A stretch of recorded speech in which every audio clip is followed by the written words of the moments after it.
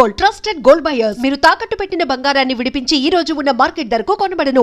అనుకున్నాం కాబట్టి సార్ ఓపెన్గా అడుగుతున్నాను, ఫిష్ వెంకట్ని ఎందుకు సార్ ఇండస్ట్రీ అనాథగా వదిలేసింది? ఫిష్ వెంకట్ని ఇండస్ట్రీ అంటే ఎవరు అసలు? ఫస్ట్ మీరు అది చెప్పండి. డెఫినేషన్ ఆఫ్ ద ఇండస్ట్రీ ఎవరన్నా చెప్తే దాన్ని బట్టి నేను మాట్లాడతాం. డెఫినేషన్ ఆఫ్ ద ఇండస్ట్రీ తెలియకుండా ఎవరికాళ్ళు ఇండస్ట్రీ అని మాట్లాడతారు. ఎవరు ఇండస్ట్రీ? అది కూడా నా క్వశ్చనే సార్. అంటే ఫిలిం ఛాంబర్ ఇండస్ట్రీనా, నిర్మాత మండలి, ఆ ఫిలిం ఛాంబర్, లేకుంటే మా అసోసియేషన్ ఇండస్ట్రీనా? ఎవరు సార్ ఇండస్ట్రీ? ఎవరు ఇండస్ట్రీ కాదు. ఫిలిం ఛాంబర్ ఇండస్ట్రీ అంటే అసలు ఏం లేదయ్యా. ఇండస్ట్రీ అంటే ఏ ఇండస్ట్రీ అయినా ఉంది. ఇప్పుడు ఒక ఇదేమంటారు, ఓ వర్కరుకి ఏదో అయ్యి చచ్చిపోయాడు ఒక ఇండస్ట్రీలో. ఆ ఇండస్ట్రీ యాజమాన్యం ఏదో చేస్తుంది కదా. యాజమాన్యం అతనికి ఉంటే ఇన్సూరెన్స్ ఉంటే ఇన్సూరెన్స్ ఇస్తుంది, లేదంటే ఎక్స్గ్రేషియా ఉంటే ఇస్తుంది, లేదా ₹1,00,000 5,000 10,000 ఇస్తారు. ఇక్కడ ఇండస్ట్రీ ఒక ఆయన సంగతి మాట్లాడతలేను, నేనే అనుకుందాం కొంచెంసేపు. నేను ఎక్కడ పని చేశాను, వాడు నాకు బాస్. నేను ఎంతమంది దగ్గర పని చేస్తున్నాను. సో ఎవరు ఇప్పుడు నువ్వు చెప్పిన ఆయనకి నాకు సంబంధం లేదు. నేను ఇండస్ట్రీలో ఉన్నట్టే లెక్క. బట్ నాకేం సంబంధం? ఎవరు వచ్చి చేయాలి, ఎవరు వచ్చి ఎందుకు చేయాలి? ఇప్పుడు అందుకే ఇందాక చెప్పింది అదే, ఎవరి జాగ్రత్తలు వాళ్ళు ఉండాలని చెప్పింది అదే. సార్ ఇక్కడ నాది ఇంకో ప్రశ్న, మిమ్మల్ని మధ్యలో ఆపుతున్నందుకు క్షమించండి. అంటే నా ప్రశ్న ఏంటంటే, కోటా గారు చనిపోయినప్పుడు చాలామంది వచ్చారు సార్. అంటే నేను కోటా గారిని, ఫిష్ వెంకట్ గారిని ఒకే స్థాయి నేను చెప్పట్లేదు, ఒకే గట్టు నేను కట్టట్లేదు. ఆయన స్థాయి వేరు, అంటే ఆయన అచీవ్ చేసిన విజయాలు వేరు. బట్ ఏ ఇండస్ట్రీ వచ్చింది సార్ కోటా గారి దగ్గరికి? ఆ ఇండస్ట్రీ ఫిష్ వెంకట్ దగ్గరికి కనీసం పరామర్శ కూడా ఎందుకు రాలేదు?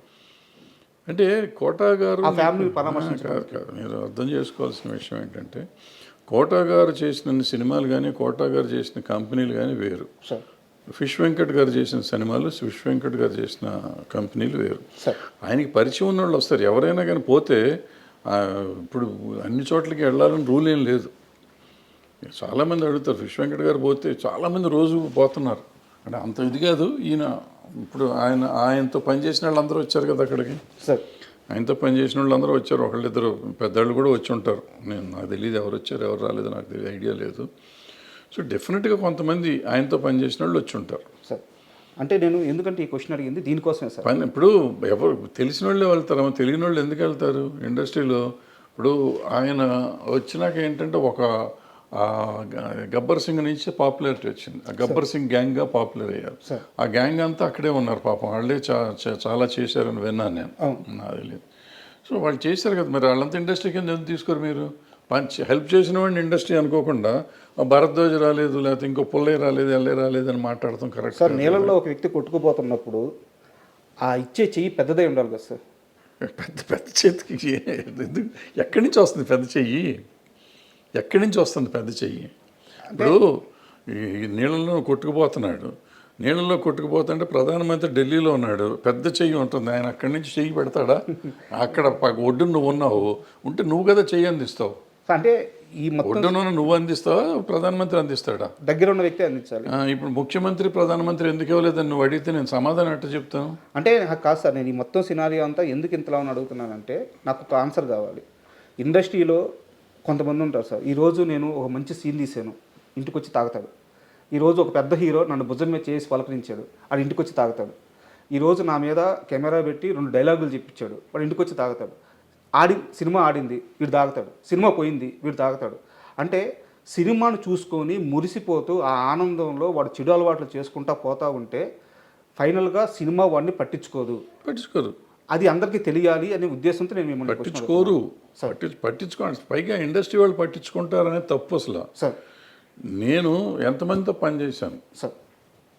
ఇప్పుడు కోటా గారు ఎగ్జాంపుల్ మీరు చెప్పారు కాబట్టి, కోటా గారు 700 సినిమాలు చేశారు, 750 సినిమాలు చేశారు. సార్ అన్ని భాషల్లో చేశారు, అందరు హీరోలతో చేశారు. చాలా 50, 40, 50 ఏళ్ళ ప్రయాణం ఆయన, సుదీర్ఘ ప్రయాణం. ఆ ప్రయాణంలో ఎంతోమందితో ఆయన అనుబంధం ఉంది ఆయనకి. అందుకని ఆయన దగ్గరికి వచ్చారు అందరూ. అంత పోటాడుకున్న వాళ్ళు ఉన్నారు, ఆయన కొట్టిన వాళ్ళు ఉన్నారు, తిట్టిన వాళ్ళు ఉన్నారు, ఆయన తిట్టిన వాళ్ళు ఉన్నారు, ఆయన కొట్టిన వాళ్ళు ఉన్నారు, రకరకాలు ఉన్నాయి. సో మంచి అనుబంధాలు, చెడు అనుబంధాలు, మంచి ఎక్స్పీరియన్స్, చెడు ఎక్స్పీరియన్స్ చాలా ఉంది ఆయన. అందుకని అందరూ ఆయన దగ్గరికి వెళ్ళారు. మీరు చెప్పిన ఫిష్ వెంకట్ గారి దగ్గరికి ఆయన చేసిన సినిమాలు పరిమితం, ఆయన చేసిన టెక్నీషియన్స్ పరిమితం, ఆయన చేసిన ప్రొడ్యూసర్లు పరిమితం, ఆయన చేసిన యాక్టర్లు పరిమితం. ఆ పెద్ద సినిమాలు 4-5 చేశారు. చేసినప్పుడు ఆ పెద్ద యాక్టర్లు మాత్రమే వాళ్ళు పెద్ద యాక్టర్లకి ఈయన చేసిన సినిమాల లెక్క ప్రకారం చాలా చిన్న యాక్టర్ ఈయన సమబుజ్జి యాక్టర్ కాదు, అంటే కోట శ్రీనివాసరావు గారు అంత పెద్ద యాక్టర్ కాదు. సో వీళ్ళు ఎంతవరకు వస్తారు అనేది నమ్మకం లేదు. బట్ కొంతమంది అతని మీద అభిమానం ఉన్నవాళ్ళు రావచ్చు. ఆయన పనిచేస్తున్నప్పుడు ఆ పలానా హీరో ఆయన అభినందించి ఉండొచ్చు. సినిమా యాక్టర్గా కాబట్టి కొంతమంది డెఫినెట్గా గుర్తుపెట్టుకుంటారు. మర్చిపోయి ఉంటారని నేను నమ్మను. కానీ వాళ్ళందరూ రావాలని ఎక్స్పెక్ట్ చేయటం మన తప్పు అంటాను నేను. మన తప్పు. వాళ్ళు వస్తారు. అది వాళ్ళ సంస్కారం. రావాలా వద్దనేది వాళ్ళ సంస్కారం. వాళ్ళ అవసరం కంటే సంస్కారం. ఇప్పుడు అక్కడ కోట శ్రీనివాసరావు గారి స్థాయి వేరు, ఈయన స్థాయి వేరు. సో ఈయన స్థాయికి వాళ్ళు రావాలా వద్దా అనేది వేరే సంగతి. రాకపోవటాన్ని పెద్ద మనం తప్పు పడతాం. నేనైతే తప్పు పడుతున్నాను. ఒక్కసారి